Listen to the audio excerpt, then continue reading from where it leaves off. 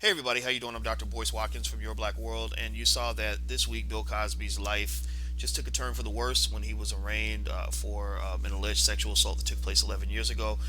One of the interesting things about him being brought in was that his wife Camille was not present when the police took him into the station.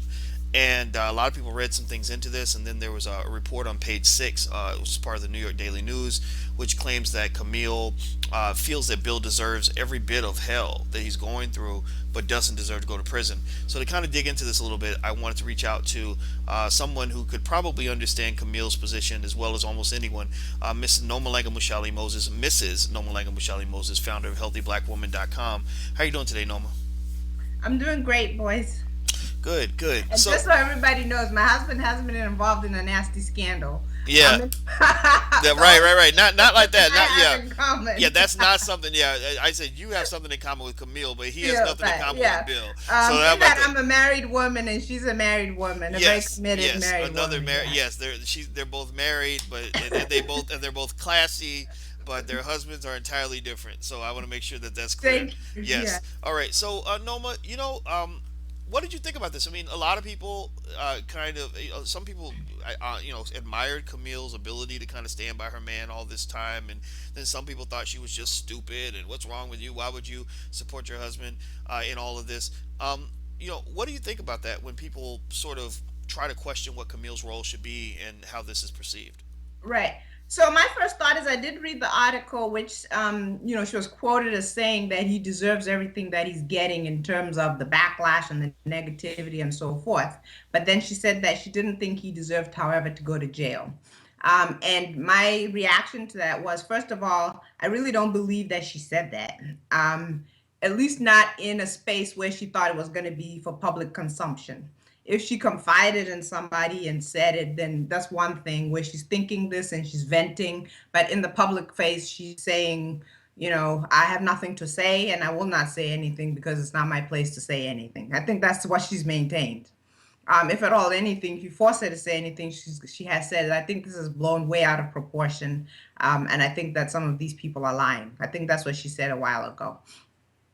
The second thing is I wanted to address Camille's role in all of this. And, we've had a conversation. I've had this conversation a few times where I said that it's important to really focus in on what Camille's role is. She's a wife, okay? Just the same way that you have Bill Cosby has a prosecutor who's out to get him and throw him in jail. That prosecutor's role in this case is to make sure that Bill Cosby ends up in prison, correct? Then he has a defense attorney. That defense attorney's role is to keep him out of prison, correct? See, they have different roles. So now we look at the wife role. It's not her place to take Bill Cosby, no matter what he's done, and throw him to the wolves. Not to say that he doesn't deserve to be thrown to the wolves, but that's just not her role. That's not what she's supposed to do. Her role is to be his support, his encourager, his soft place to fall when all his world is falling apart. All those other things that a wife commits to do when she joins her life with a man and calls him her husband.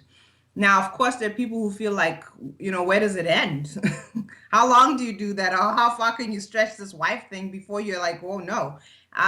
But my belief and the principle that I stand by is that when you enter a marriage, it's forever. It's not, it's till death do us part. Most people say that, although I didn't, but till death do us part. It's not until he's accused of something, it's not until it's a scandal or whatever, then you get to change your mind. It's forever. So I feel like people need to back off of Camille Cosby, and I'm outraged that they're trying to put her in a position to abscond her role. Well, I think that there are those who would say, "Well, look, you know, my commitment to you."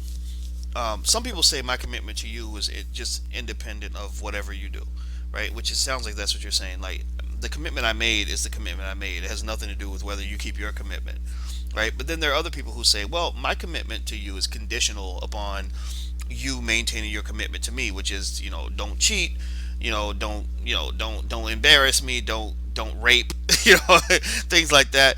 And you almost get a sense that you wonder if people feel, or if Camille even feels that perhaps the embarrassment is an even weightier thing to deal with than the actual incidents themselves. I mean, it's one thing to deal with a crazy man or an interesting man when he's doing stuff in a way that's kind of kept under wraps. It's another thing when it spills out. You're no longer married to Bill Cosby, the respected celebrity. You're not married to Bill Cosby, who might be a prison inmate, who's not going to get, Bill Cosby. I remember his speaking fee used to be, I think, $250,000 or something, and and they'd give him whatever he wanted, private jets, all that stuff.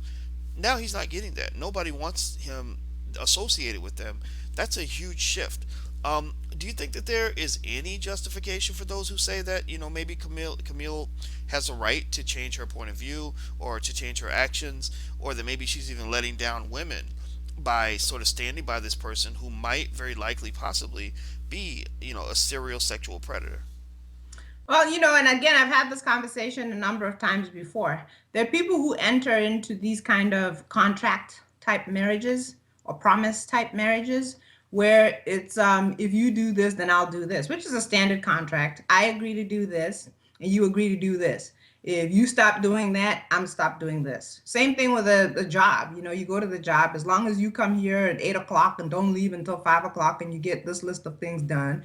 After 2 weeks, I'll put some money in your bank account, or I'll give you a check, right? You don't show up, you don't do these things, no check. It's very simple and straightforward. However, marriage is not supposed to be that. This is something that you enter and you're not supposed to get out. Okay. Divorce was initially an exception.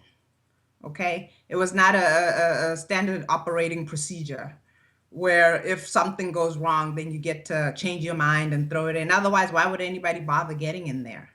Um, so again, we're back to that contract thing. And like I said before, I hold marriage to a higher standard than just a basic contract or a promise or something like that. I look at marriage as something that you enter forever because you're building a family and you're building a legacy. And that's not something that can be undone.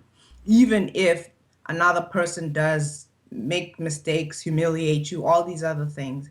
And again, I've said it before, I'm well aware that there are people who don't agree with me on this, and I've been called all kinds of names because of this principle that I stand by. But I would put it that part of the reason why I've been married 11 years and some people didn't make it that far is because of this principle. Part of the reason why Camille is at 50 years or however many years she's been married is because she probably stands by that principle. It could even be said for Hillary Clinton, although some people say she had other motives and so forth. But her whole thing was, this is a marriage, and yeah, he did that, but this is a marriage, and the marriage goes on. And a lot of women feel that way. So it depends how you look at it. If you're one of those people, and I call them the 50 percenters, nowadays marriage is, 50% likely to fall apart. It's when, if it doesn't feel good or it doesn't feel right or I feel humiliated or whatever, you can change your mind, and just get out. I know it sounds so flaky, which I think it is. Or you could hold it to a much, much, much higher standard and say that you get into this thing and you're building a family and a legacy and you don't get out just because it's rough.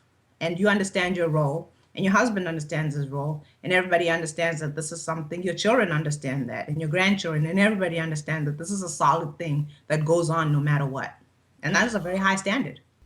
Well, I do remember, if I'm not mistaken, I have to find the quote, but because I read it a while back and I don't want to get it wrong, but I do. It seemed like I recall when Bill Cosby's friend Jesse Jackson had some troubles with women. I guess life was complicated back then.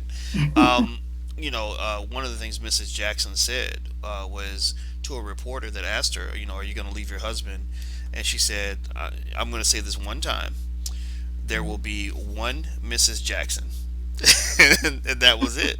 Yeah. And while on one hand you have those who would say, oh, that's so silly, why would you stand for that kind of nonsense?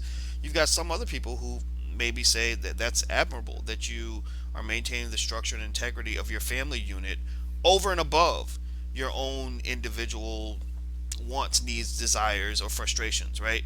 Right. And so there's value to kind of seeing it both ways, because you look at a Camille, you can't help but to feel bad. I mean, I think Camille's the only one that in that relationship that anybody has any real sympathy for. I mean, you got people that want to believe Bill didn't do anything wrong, and I just say, you know what, Bill probably did some stuff he shouldn't have done, and he made it worse by being so self righteous. Right? Bill was one of the most self righteous people imaginable. I mean, he's the person that I said this to black men. I said, the unfortunate thing about Bill going through all this is that if you were going through this, he would say, if you didn't want to have to go through this, you shouldn't have done it. That's what he would say. That was the kind of person he was. Shouldn't have So, put yourself in that position. right, you shouldn't have put yourself in that situation. So I'd be curious to know how Bill views it, given that he's the one kind of dealing with this, because you can't help but to feel like this is definitely a witch hunt. That this is white people vigilante justice, where they say we're gonna get that Negro no matter what we have to do.